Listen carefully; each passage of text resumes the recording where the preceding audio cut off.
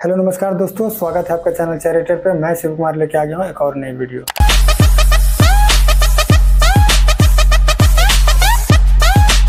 जब तक तुम मेरे साथ हो मुझे मारने वाला पैदा नहीं हुआ मामा। Meanwhile,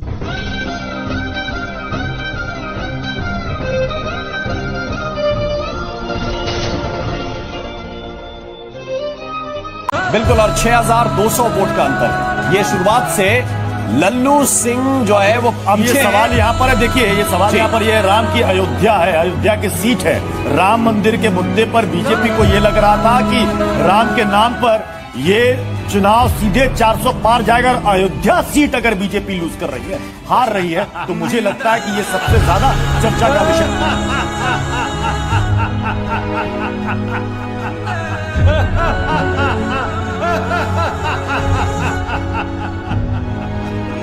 इसी को कहते हैं घोर कलयुग। जो राम को लाए हैं हम उनको नहीं ला पाए और बीजेपी उसी सीट से चुनाव हार जाती है जिस सीट पे भव्य राम मंदिर बना है। ये मीटिंग खेलिए, मीटिंग करते रहिए, मीटिंग आलुआ मीटिंग। अच्छा भाई, तू एक बात बता, तेरे भाजपा के झंडे में ये हरा रंग क्यों है? ध्यान से देखो, हरे रंग में डंडा भी घुसा हुआ है। तू समझा? हर साल 2 करोड़ नौकरी देने का वादे किया था। कितनी रोज नौकरी दे? तेरा बाप यहाँ छोड़कर गया था कि तेरी माँ ने? जीडीपी की फुल फॉर्म बता दो आप। जीडीपी की फुल फॉर्म क्या है? नहीं है। जीडीपी की फुल फॉर्म क्या होती है? व्यवस्था की बात करी थी, जीडीपी की फुल फॉर्म क्या है? अरे गवर्नमेंट, ये थोड़ा सा टफ क्वेश्चन हो गया जो ये जीडीपी का पूछ रहा है। इनको चाहिए रोजगार चाहिए ना। एक प्रश्न का जवाब दे दो, मैं समझ जाऊंगा तुम बेरोजगार क्यों है और रोजगार क्यों नहीं मिला। 10th का स्पेलिंग होता है TENTH, यही होता है ना 10th का। 12th का स्पेलिंग बता दो, समझ में आ जाएगा जो रोजगार क्यों नहीं है। 12th का स्पेलिंग। अरे हम क्यों बताएं? मोदी जी को अब हिंदुओं पर विश्वास नहीं रह गया है। इसलिए नहीं रह गया कि जो अयोध्या को और अयोध्या में राम मंदिर बनवा दिए और जो अयोध्या का लुक चेंज करवा दिए।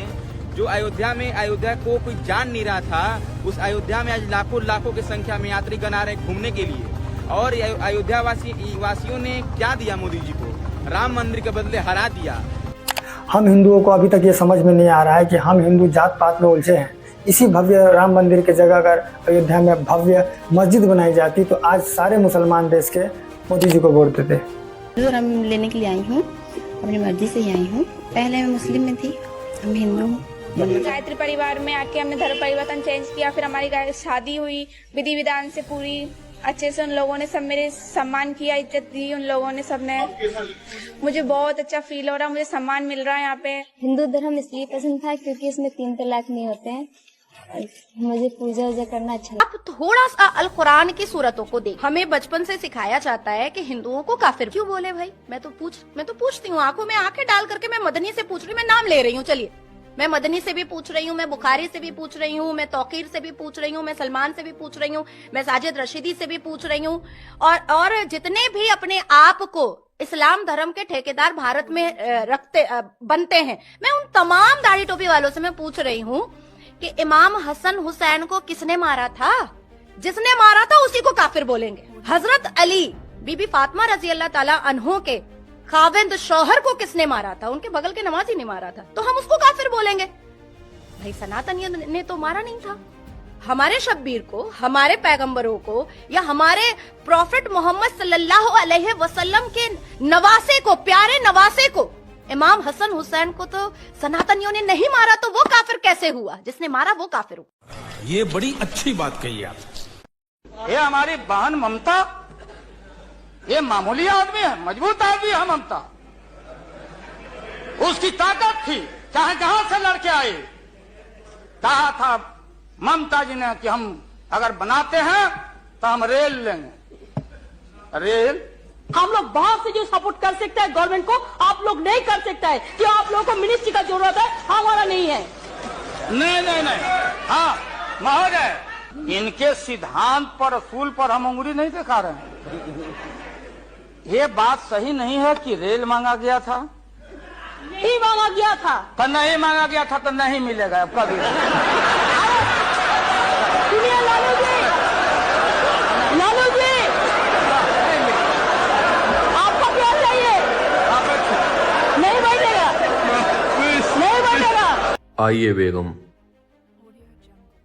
ये देखिए, ये मेरी पहली बेगम की साड़ी है। बेचारी 1 साल में ही मर गई। आइए। और ये मेरी दूसरी बेगम का गरारा, बेचारी को हार्ट अटैक आ गया था। आइए। और ये मेरी तीसरी बेगम का सूट, बेचारी कार एक्सीडेंट में मर गई थी।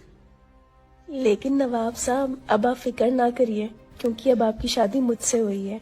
अगली बार इस दीवार पे शेरवानी ही टंगेगी।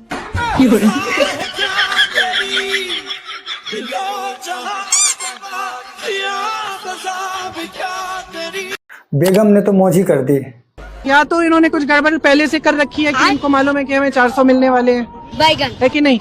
नहीं तो इस तरह ज्योतिषी की तरह कैसे कह सकते हैं कि क्या मिल रहा है? कि अगर इस देश में आज के दिन ऐसा चुनाव हो जिसमें ईवीएम में कोई गड़बड़ी नहीं है, तो मैं दावे के साथ कह सकती हूँ ये 180 से ज्यादा सीट नहीं ले सकते। खाओ माँ कसम।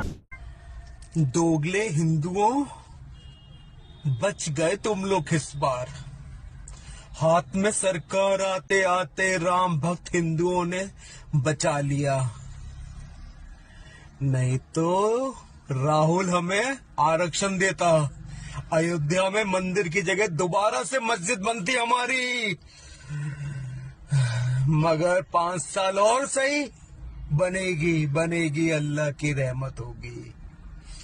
मगर एक बात है, हमारा नेता कोई हमारे लिए ऐसी मस्जिद या अयोध्या जैसी अयोध्या में या कहीं बनवा देता तो ताउम्र हम उसको वोट देते।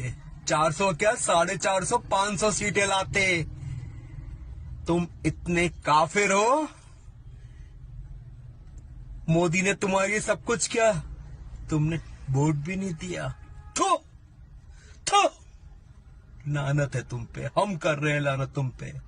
जो अपनों का नहीं हुआ वो किसी का नहीं होगा। इस भाई के बात से तो मैं बिल्कुल सहमत हूं, लेकिन सारे हिंदू नहीं, कुछ दोगले हिंदू ऐसे होते हैं।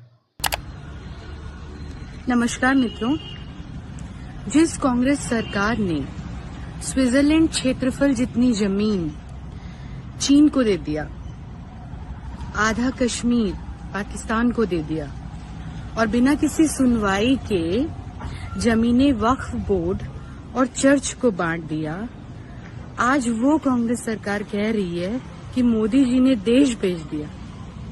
वाह! पुराना मानना, इस भारत देश में जितना हमको सनातन धर्म के लिए खतरा मुसलमानों या ईसाइयों से नहीं है, उतना सनातन धर्म के दोगलों से खतरा है।